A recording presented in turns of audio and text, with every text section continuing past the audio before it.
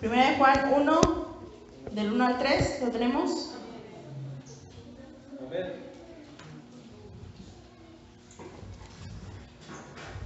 ¿Lo leemos todos juntos? Lo que era desde el principio, lo que hemos oído, lo que hemos visto con nuestros ojos, lo que hemos contemplado y palparon nuestras manos tocante al verbo de vida, porque la vida fue manifestada y la hemos visto y testificamos y os anunciamos la vida eterna, la cual estaba con el Padre y se nos manifestó. Lo que hemos visto y oído, eso os anunciamos, para que también vosotros tengáis comunión con nosotros, y nuestra comunión verdaderamente es con el Padre y con su Hijo Jesucristo. Padre amado, te damos gracias, Señor, por este tiempo que nos permites estar reunidos en esta casa de oración.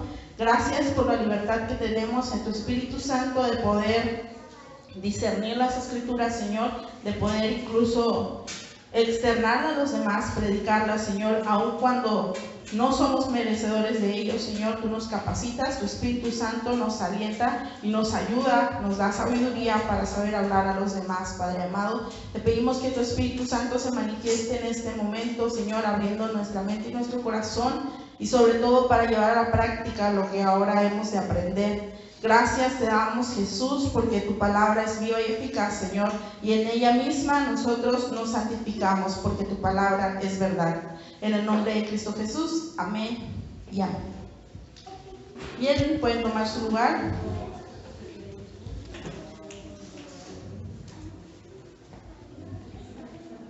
Primera pregunta, ¿cuál es la idea principal de los versículos que hemos leído? ¿O solo leímos nada más y no supimos de qué se trataba? ¿Cuál es la idea principal de estos 3 versículos que hemos leído? Lo que hemos oído, lo que hemos visto. Dios es la idea principal siempre. Amén. Pero, ¿de qué tratan estos 3 pasajes? ¿Qué es lo que nos está diciendo Juan? Lo que hemos mirado y palpado. Muy bien, tienen razón, son acertadas sus respuestas. Está hablando de los sentidos, está hablando de Dios y desde luego está hablando de lo que nosotros hemos visto y la comunión que tenemos con Dios. Pero si lo englobamos todo, quiere decir que todo lo que nosotros hemos sentido con nuestros sentidos, valga la redundancia, no lo quedamos nosotros, sino lo que lo comunicamos con los demás. Amén. Y que es el deseo de Juan, que al igual que nosotros tenemos comunión con el Padre, con Jesús, los demás también la tengan. ¿Tengo razón o les estoy mintiendo y era otro verso? ¿Sí? ¿No? Amén. Bien, el anuncio de Jesús, testificando lo que hemos visto con nuestros ojos, contemplando, vivido con Él, teniendo el deseo de que también otros tengan comunión con Él, de la misma manera, eso es lo que Juan nos expresa en estos primeros versículos de su carta. En esta ocasión quiero llevarlos a comprender junto conmigo que entendamos que como hijos de Dios, este debe ser nuestro deseo real y genuino, que no solo nosotros tengamos comunión con Dios, sino que muchos otros más también la tengan. Y esto nos lleva obviamente a tener que hablar de la gran comisión, porque este es el mandato que Jesús nos dejó. Nuestro deseo es que otros lleguen a la comunión con Cristo. Ese debe ser nuestro deseo como hijos de Dios. Por lo tanto, en esta ocasión quiero compartir con ustedes un mensaje que he titulado Testigos efectivos de Jesús.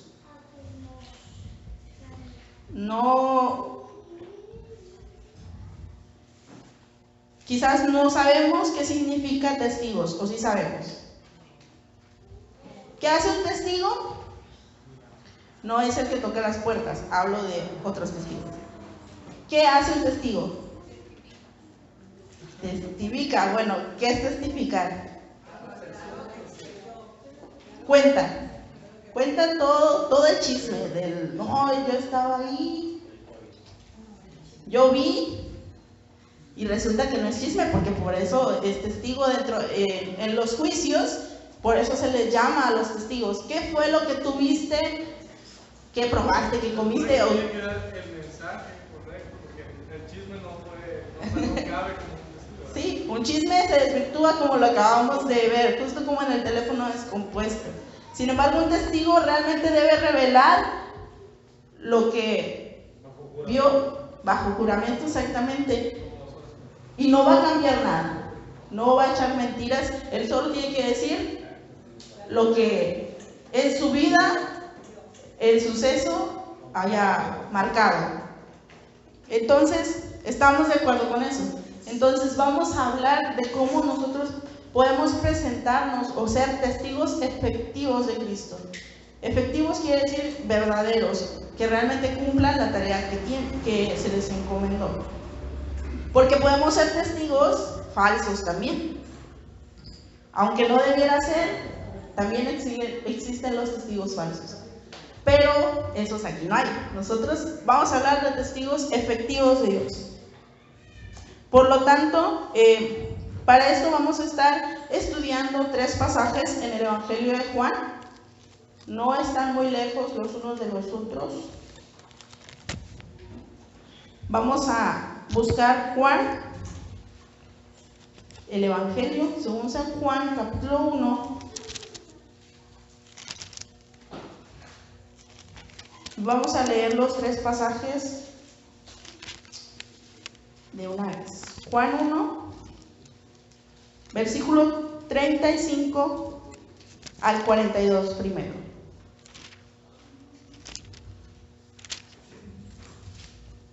Si alguien lo tiene, lo puede leer.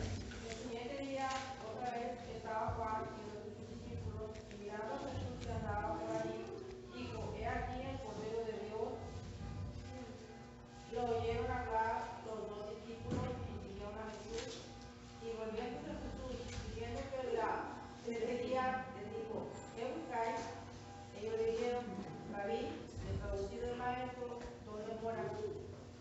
Les dijo: Venid y ved. Fueron y vieron que moraba, y se quedaron con él aquel día, porque era la hora de ayunar. ¿Hasta el número? 42.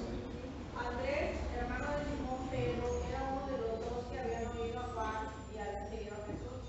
Este halló primero a su hermano Simón y le dijo: Hemos hallado al Mesías, que traducido es el Cristo. Y le trajo Jesús, y dándole a Jesús, dijo: Tú eres Simón, hijo de Jonás, y tú eres llamado Cefas, que quiere decir Pedro. Muy bien, ese es el primero. El segundo son los versículos siguientes. Vamos a leer del 43 al 50. El siguiente día quiso Jesús ir a Galilea, y halló a Felipe y le dijo: Sígueme. Y Felipe era de Bethsaida, la ciudad de Andrés y Pedro. Felipe halló a Natanael y le dijo: Hemos hallado a aquel a quien escribió Moisés en la ley, así como los profetas, a Jesús, el hijo de José de Nazaret. Natanael le dijo: ¿De Nazaret puede salir algo de bueno? Le dijo Felipe: Ven y ve. Cuando Jesús vio a Natanael que se le acercaba, dijo de él: He aquí un verdadero israelita en quien no hay engaño. Le dijo Natanael: ¿De dónde me conoces? Respondió Jesús y le dijo: ¿hasta qué? 50. Antes que Felipe te llamara, cuando estabas debajo de la higuera, te vi. Respondió Natanael y le dijo: Rabí, tú eres el Hijo de Dios, tú eres el Rey de Israel. Respondió Jesús y le dijo: porque te dije, te vi debajo de la higuera, ¿crees? Cosas mayores que estas verás. Muy bien.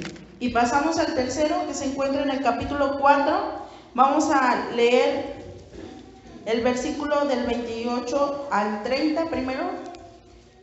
Entonces la mujer dejó su cántaro y fue a la ciudad y dijo a los hombres: Venid, ved a un hombre que me ha dicho todo cuanto he hecho. ¿No será este el Cristo? Entonces salieron de la ciudad y vinieron a él. Versículo 39 al 42. Y muchos de los samaritanos de aquella ciudad creyeron en él por la palabra de la mujer, que daba testimonio diciendo: me dijo y le rogaron que se quedase con ellos, y se quedó allí 2 días, y creyeron muchos más por la palabra de él, y decían a la mujer: ya no creemos solamente por tu dicho, porque nosotros mismos hemos oído y sabemos que verdaderamente este es el Salvador del mundo, el Cristo. Amén. Muy bien, ¿qué tenemos en común con estos 3 pasajes que hemos leído? Se transmiten unos a otros.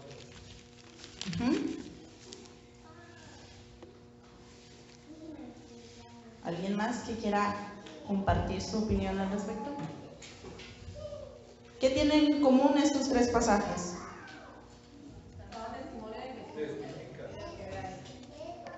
Estaban testificando. Y en cada pasaje hay una persona que se destaca, además de Jesús, obviamente. El primero es Andrés, en el segundo es Felipe y en el tercero es la mujer samaritana. ¿Por qué?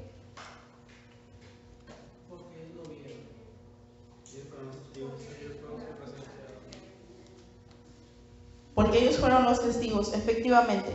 Pero lo primero que debemos ver es que no solo fueron testigos, sino que cada uno de ellos se encargó de ir y llamar a otras personas para que ellos también fueran testigos de lo que ellos habían visto o de lo que ellos habían experimentado en ese momento. En el primer pasaje vemos a Andrés llamando a su hermano Simón. En los evangelios de Mateo, Marcos y Lucas muestran el inicio del llamado de los primeros discípulos y siempre inician con el llamado de Simón y de Andrés. Y en esos 3 evangelios dice que cuando Jesús llamó a sus discípulos y llamó en especial a estos 2, pues el que los encontró pescando y él les dijo: síganme, e inmediatamente dejaron las redes y le siguieron. Sin embargo, Juan va más allá de los detalles y cuenta un poco más sobre cómo sucedió esta situación. No solo de que estaban pescando y lo siguieron inmediatamente, sino que dice la escritura en el primer pasaje que Andrés era uno de los 2 discípulos de Juan que habían escuchado sobre Jesús y lo habían seguido. Entonces, una vez que ellos se dieron cuenta que Jesús era el Mesías, Andrés inmediatamente va a buscar a su hermano. ¿Para qué? Porque dice: hemos encontrado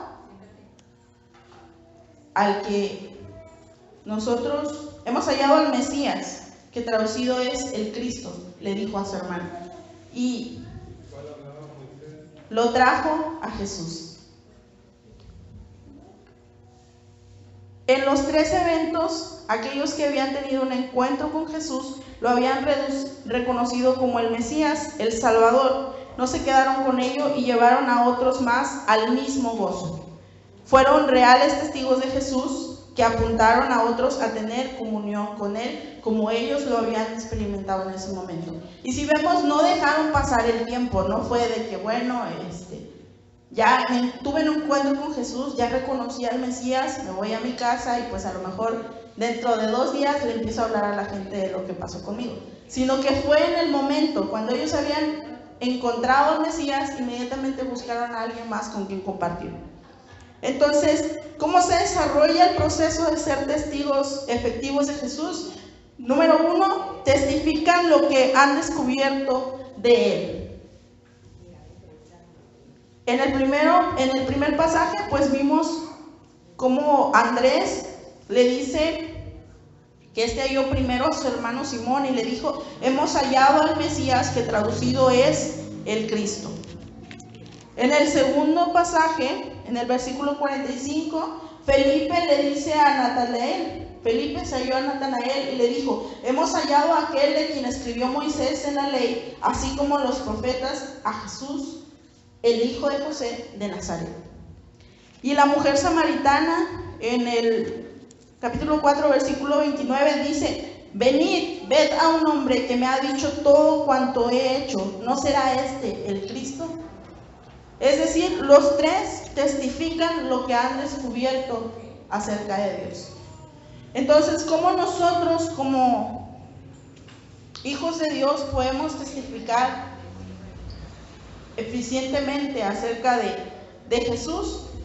Pues testificar lo que hemos descubierto y lo que Él ha hecho en nuestra vida. Estas personas, los tres coincidían en que habían descubierto al Mesías. Y no había pasado tanto tiempo y no se habían adentrado en las profundidades de conocer su enseñanza o de escuchar sus sermones, sino que simplemente habían identificado al Mesías e inmediatamente llamaron a más personas. No se quedaron a esperar, a aprender un poco más de lo que Jesús enseña. No se quedaron es que no estoy preparado. Ni siquiera se quedaron a pensar en eso. Inmediatamente ellos corrieron a buscar a alguien más. ¿Por qué digo esto? Porque pues regularmente esas son algunas de las razones por las que las personas dicen que no testifican delante de los demás sobre lo que Dios ha hecho en su vida, porque no están preparados, porque no conocen suficiente las Escrituras, porque pues son nuevos en el Evangelio y aún no saben cómo hablar a los demás. Y vemos estos tres claros ejemplos de personas que esas razones para ellos no son válidas. Y nos enseñan que realmente no fue necesario. ¿Por qué? Porque testificaron lo que pasó con ellos. Entonces, ¿qué es lo que yo como hijo o hija de Dios puedo testificar? Pues cada uno de nosotros tenemos nuestro testimonio personal. No sabe las Escrituras porque es nuevo. Bueno, testifique qué ha hecho Dios en su vida. Y si me dice que nada, pues entonces no sé qué está haciendo aquí, o no sé a quién está testificando. ¿Por qué? Porque las personas generalmente en un principio, cuando tú vas y te acercas a alguien y le empiezas a hablar de Dios, inmediatamente te dicen, ya va a empezar. Porque si le empiezas a citar la Biblia, es lo que normalmente el espíritu contrario les va a decir que digan. ¿Por qué no? Porque la Escritura nos dice que las tinieblas siempre rechazan a la luz. Pero no es lo mismo contarle a una persona una experiencia personal, una anécdota, y de pronto decirle, ¿sabes qué? Y todo esto pasó porque Dios obró en mi vida de esta manera. Y las personas se sorprenden cuando les dices ese tipo de cosas. No estoy queriendo decir que con esto no es importante hablarles de la palabra, y desde luego que no es importante citar la Biblia para las personas, sino que vemos un ejemplo efectivo, veraz y rápido de cómo testificar efectivamente acerca de Jesús. Y lo demás, la palabra, va a ser aceptada una vez más cuando descubran que lo que estamos diciendo es real, porque la gente es lo que quiere ver, que lo que tú estás diciendo no son cuentos o son cosas que tú ya sabes de memoria, sino que en tu vida realmente la estás viviendo, que en tu vida realmente has experimentado eso. Si yo le hablo de sanidad a una persona, es que Dios obró un milagro en mi vida y me sanó. La persona lo va a creer porque le está hablando con alguien que le pasó. A otra es diferente que yo llegue y le diga, mira, en la Biblia dice que Jesús sanaba a los enfermos, sanó ciegos, sanó cojos, y esas son cosas que las personas ya saben, muchas de ellas ya lo saben, pero no lo creen porque creen que son historias, que son anécdotas. Pero yo no le puedo contar una historia o una anécdota nada más acerca de lo que pasó en mi vida, porque realmente pasó. Y podemos hablar de muchos ejemplos de cómo nosotros podríamos testificar acerca de nuestra vida, pero no puedo darlos a todos porque el testimonio personal de cada uno es diferente. Los niños pueden testificar de Jesús con otros niños. Los adolescentes, los jóvenes y los adultos con mucho mayor razón. ¿Qué ha hecho Jesús en tu vida? Eso es lo que tú puedes testificar delante de los demás. Lo que Dios ha hecho en tu vida. Vemos que Jesús obró en la vida de estos tres personajes y desde luego estas personas no se quedaron calladas y llamaron a otras personas más con lo que ellos sabían y habían experimentado. Como dice Juan en su carta, lo que ellos vieron, lo que ellos palparon, lo que ellos experimentaron, eso es lo que damos a conocer. Entonces la pregunta obligada sería, ¿realmente hay un motivo por el cual no podemos testificar a Jesús? Es retórica, porque la respuesta desde luego es que no. No hay un motivo que nos impida testificar a Jesús. Solo la carne que hay en nosotros. Así que vemos un claro ejemplo de que nuestro deseo anhelante debe ser que los demás tengan la misma comunión que tenemos con nosotros por medio de Jesús, sin importar realmente qué tanto conocimiento tienes, porque no es conocimiento, sino qué tanto Jesús ha obrado en tu vida y qué tanto obedeces a Dios. Muchas veces se ha dicho aquí, la gente no quiere saber qué tanta Biblia conoces, sino qué tanto obedeces, como dice nuestro pastor. Entonces yo no le puedo llegar a hablar a alguien acerca de las escrituras, de que no debe robar, si esa persona sabe que a mí me gusta agarrar lo que no es mío. No me va a creer. ¿Cómo testificar efectivamente a Jesús? Hablar de lo que hemos descubierto de Él y lo que ha hecho en nuestra vida. El punto número 2 es encaminarlos hacia el Señor, hacer la invitación a verlos por ellos mismos. Una vez que nosotros ya le hablamos a la persona acerca de Dios, le dimos el plan de salvación, le contamos nuestra experiencia personal, nuestro testimonio, le vamos a enseñar el camino, le vamos a hacer la invitación a seguir a Cristo, como lo hicieron estas personas. Andrés era su hermano y yo creo que por esa mayor confianza que tenía, la Escritura nos dice en el versículo 42, y le trajo a Jesús. ¿Qué quiere decir? Que agarró a su hermano del brazo, de la mano, de donde quieran que lo haya agarrado, y se lo llevó. No le preguntó, solo le dijo, mira, hemos encontrado al Mesías, al que es el Cristo, y le trajo a Jesús, dice la Escritura.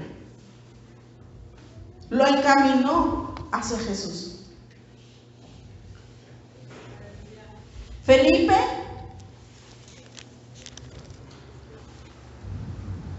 también llama a Natanael. Vemos que Natanael le contesta en el versículo 46. Natanael le dijo, ¿de Nazaret puede salir algo de bueno? Le dijo Felipe, ven y ve. Yo ya te conté qué es lo que pasa. Ahora ven tú y experiméntalo y velo por tus propios ojos, que veas que no es mentira lo que yo te estoy enseñando. La Escritura no nos dice si Felipe y Natanael, quien cabe aclarar que Natanael es Bartolomé, el discípulo de Jesús, no dice si ellos eran amigos, eran conocidos, pero se sobreentiende que mínimo eran conocidos, porque no agarras al azar a cualquiera en la calle y le dices, o puede ser, no lo sé. Pero dejémoslo en que quizás eran un conocido o un amigo. Entonces vemos a alguien testificando ya a su hermano y otro a un conocido o un amigo. Y al final tenemos a la mujer samaritana en el versículo 29 del capítulo 4 que dice, venid y ved, como decía Felipe también, a un hombre que me ha dicho todo cuanto he hecho. ¿No será este el Cristo? ¿A quién hablaba la mujer samaritana? La Escritura nos dice que a hombres de su ciudad, a desconocidos. No creo que la mujer samaritana fuera tan popular como para conocer a todas las personas, o puede ser. Eso no creo que sea tan relevante en realidad. Pero vemos que ahora estamos testificando a un hermano, a un conocido, a un amigo y a desconocidos. A personas que simplemente viven en la misma ciudad que yo. Entonces, Nuestro camino para testificar realmente a Jesús es encaminar a los demás, una vez que hemos hablado con ellos, hacia el Señor y hacerles la invitación a verlo, a experimentarlo por ellos mismos. Y en este punto es importante mencionar que no inmediatamente las personas van a decir, sí, vamos. A menos que seas el hermano como Andrés, dice, y le llevó a Jesús y no le preguntó. Pero no siempre las personas van a aceptar ni escuchar mi testimonio, ni escuchar el mensaje de salvación, ni escuchar eso que ellos ya conocen. Pero en otras ocasiones lo hemos hablado ya. No se trata de que lo hagas una vez, sino que seas insistente en ello. Es nuestro ministerio, el ministerio de la reconciliación, dice la Escritura. Y vemos que en estos pasajes, cuando habla del ministerio de la reconciliación, en 2 Corintios 5, dice que le hablemos a las personas como si Dios rogase por medio de nosotros, reconciliados con Dios. Entonces vemos que es realmente importante hablarle a los demás acerca de Jesús. Y estas palabras de como si Dios rogase por medio de nosotros, imagínense a Dios, creador de todo lo que existe, rogando para que primero nosotros trabajemos y segundo, que los demás hagan efectivo la reconciliación en su vida. Entonces no basta con una vez. No lo quisieron escuchar a la primera, que vaya una segunda, dependiendo del contexto. Si es un desconocido, pues es probable que no lo vuelva a ver a lo mejor. Pero las personas cercanas que tenemos en nuestra familia, nuestros amigos, conocidos, ellos sí les podemos hablar insistentemente. Y vemos las consecuencias de esto. Ya no creen, en el tercer punto, las personas ya no creen solo por lo que se le dijeron, sino por lo que Dios hace en su vida. Al igual que como con nosotros. Les dicen, ven y ved. Y dicen por curiosidad, por inquietud, algunos por miedo, otros por necesidad, porque quieren algún milagro. Dicen, bueno, voy y veo eso que me dices. Y deciden aceptar, buscar a Jesús. Y entonces las personas ya no creen solo por lo que se les dijeron, sino por lo que Dios hace en su vida, como lo expresa en nuestro segundo pasaje, el versículo del 47 al 50, que Jesús vio a Natanael, que se le acercaba y dijo de él, he aquí un verdadero israelita en quien no hay engaño. Le dijo Natanael, ¿de dónde me conoces? Respondió Jesús y le dijo, antes que Felipe te llamara, cuando estabas debajo de la higuera, te vi. Respondió Natanael y le dijo, Rabí, tú eres el Hijo de Dios, tú eres el Rey de Israel. Respondió Jesús y le dijo, porque te dije, te vi debajo de la higuera, ¿crees? Cosas mayores que estas ves. ¿Cuál fue la consecuencia? Al igual que en el primer pasaje sabemos que Simón también creyó en Jesús e inmediatamente dejaron las redes y le siguieron, dicen los otros 3 evangelios. En el caso de Natanael fue igual. Una vez que Jesús habló con él se convenció y lo reconoce como el Hijo de Dios, el Rey de Israel. Y en el caso de los hombres a los cuales la mujer samaritana les habló, dice, y muchos de los samaritanos de aquella ciudad creyeron en él por la palabra de la mujer, que daba testimonio diciendo, me dijo todo lo que he hecho. Al principio unos creyeron por lo que ella decía. Después, entonces vinieron los samaritanos a él y le rogaron que se quedase con ellos, y se quedó allí 2 días. Y creyeron muchos más, por la palabra de él. Y decían a la mujer, ya no creemos solamente por tu dicho, porque nosotros mismos hemos oído y sabemos que verdaderamente este es el Salvador del mundo, el Cristo. Jesús se quedó con ellos 2 días y muchos más creyeron en él. Dice unos pocos al principio por lo que la mujer había dicho, pero mucho más por lo que Jesús les dio a conocer. Entonces, ¿cómo fue que creyeron estas personas? Al principio quizás por la inquietud de lo que les contaron, probaron, vieron y entonces creyeron. Volvemos a mencionar lo que ya es necesario. No siempre van a aceptar a la primera. Debemos perseverar, ser insistentes y sobre todo orar mucho por las personas con las que vamos a compartir. Y el Espíritu Santo sin duda obrará como lo hacía en la iglesia primitiva, que dice, y el Señor añadía cada día a los que vendrían a ser parte de la iglesia. Tenemos claros ejemplos de que esto es posible. Y para empezar, yo soy uno de ellos. Mi hermana no me dejará mentir y puede testificar eso. Le llevó 4 años, primero convencerme de venir y ver. Tan solo de venir y ver, 4 años. Después, pues, el Espíritu Santo obró. Pero es por eso que yo hago mención de esto. En la última vez que prediqué para los jóvenes en un culto unido les decía, en una ocasión leí que un ateo decía que era ateo, no tanto por tener problemas con Dios o con la palabra de Dios, sino porque decía que cómo era posible que un cristiano, sabiendo que existía un lugar tan terrible como lo es el lago de fuego, viviera tranquilamente sin preocuparse ni por sus amigos, ni por su familia, ni por sus conocidos. No les hablaban de Dios. Dice, yo por eso no tengo ninguna inquietud por ser cristiano. ¿Por qué? Porque ese es el testimonio que está reflejando la iglesia en muchas ocasiones, que no se preocupan por los demás. Y Juan lo decía en su primera carta, deseamos y tenemos en anhelo de que todos tengan la misma comunión que nosotros.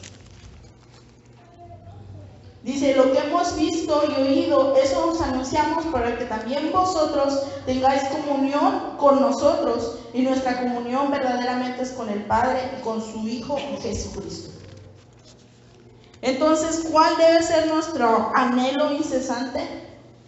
Más allá de venir aquí los días de reunión y de cumplir con las diferentes cosas que tenemos que hacer aquí, debe ser dar testimonio de Jesús allá afuera, con los que no están en comunión con Dios aún. Estamos llamados siempre a cumplir con el mandamiento que Jesús nos dejó, que es hacer discípulos. Este debe ser nuestro deseo ardiente en el corazón. Y la verdad es que si no lo hacemos, es que estamos haciendo un reflejo de que somos egoístas. ¿Por qué? Porque pues yo ya me salvé. Bien padre, yo ya fui justificada por Jesús y yo me voy con Él, yo no me quedo, me voy con Él. Los demás, yo no sé. Porque directamente eso es lo que estamos diciendo al no vernos interesados en compartir de Jesús a los demás. Todos tenemos amigos o todos tenemos a alguien a quien queremos mucho y que no tiene a Jesús. Bueno, nuestro deseo debería ser encontrarnos con ellos en el cielo y no que se vayan al lago de fuego. Esa es la realidad. Nuestra labor es hablarles de Cristo y hacerles la invitación, como dice el Salmo 34:8. Gustad y ved qué es bueno Jehová, qué bueno es Jehová. Dichoso el hombre que confía en Él. Como lo decían ellos, venir y ver. No solo te quedes con lo que yo te diga. Ven, gustad y ver cuán bueno es Jehová. Dichoso el hombre que en Él confía. Recordemos lo que enseña Pablo en Romanos 10, del 13 al 15, que dice, porque todo aquel que invocare el nombre del Señor será salvo. ¿Cómo pues invocará a aquel en el cual no han creído? ¿Y cómo creerán en aquel de quien no han oído? ¿Y cómo irán sin saber quién les predique? Sin haber quien les predique, perdón. ¿Y cómo predicarán si no fueren enviados? Como está escrito, cuán hermosos son los pies de los que anuncian la paz, de los que anuncian buenas nuevas. No desistamos, que sin duda muchos de los que estamos aquí es porque Dios no desistió de nosotros. No creo que haya sido la primera que nosotros hayamos tenido nuestro encuentro con Jesús. Inclusive los que nacieron dentro de una casa cristiana. No creo que haya sido la primera. Y si fue así, gloria a Dios. Pero, ya les decía yo, en mi caso fueron años. En el caso de algunos hermanos quizás fue inmediatamente como Andrés y Felipe y la mujer samaritana. Les dieron a conocer a Jesús, inmediatamente lo reconocieron como el Mesías. Oremos a Dios para que su Espíritu Santo nos ayude a hablar con denuedo, que significa valor, sin temor alguno, sabiendo que mayor es el que está con nosotros que el que está en el mundo. Ese es nuestro deber. Que seamos los Andrés, Felipes o las mujeres samaritanas de nuestra generación. Hombres o mujeres, no importa. Vemos que Dios no hace acepción de personas y usa tanto hombres como mujeres. Pescador o mujer de muchas parejas, Él no hace acepción de personas. Todos somos instrumentos en sus manos, pero debemos dejarnos usar por Él. Agradezcamos a Dios por quienes ya formamos parte de la comunión con Él y sigamos poniendo acción para atraer a muchos más a la comunión con Él. No olvidemos que es una gran responsabilidad. No podemos tomar a la ligera el predicar el Evangelio a los demás, porque esto no es un juego. Estamos hablando de muchas almas. Si ninguno de nosotros nos vemos atraídos de testificar a Jesús, debemos poner cartas en el asunto, porque significa que realmente no estamos teniendo una comunión íntima con Él. Porque en eso se resume lo que Juan decía al principio en Primera de Juan. Para que también vosotros tengáis la comunión con nosotros, porque nosotros tenemos la comunión con el Padre y con el Hijo. Muchas veces cantamos, somos el pueblo de Dios. ¿Y qué dice la canción? Somos un pueblo especial, llamado para anunciar las virtudes de aquel que nos llamó de las tinieblas a la luz. Y en vano. Sin embargo, ¿cuántas veces hacemos eso que cantamos? Es cierto que somos el pueblo de Dios, es cierto que somos un pueblo especial, y es cierto que somos llamados a anunciar las virtudes de aquel que nos llamó de las tinieblas a la luz. Pero luego que dice, y llevaremos su nombre a cada pueblo y nación, trayéndoles esperanza y nuevas de salvación. Y su amor nos impulsa, no nos podemos callar, anunciaremos al mundo de su amor y verdad. Y usted se queda callado y yo me quedo callada. Entonces, ¿qué coherencia tiene entre lo que cantamos y lo que hacemos? Y para empezar, eso es algo totalmente cierto. Muchas veces he tenido la oportunidad de compartir con otros y no lo hago porque sé que van a contender conmigo, porque sé que no les interesa o porque simplemente no lo quiero hacer yo. ¿Y qué quiere decir? Que estoy fallando al mandamiento que Dios me ha dado como su hijo. Vamos a leer para terminar 2 Corintios 2:17.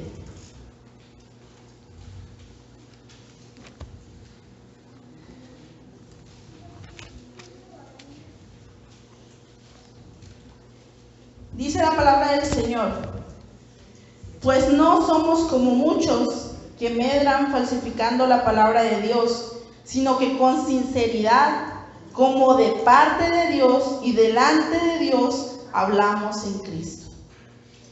Y me encantan las últimas palabras. Como de parte de Dios y delante de Dios, hablamos en Cristo.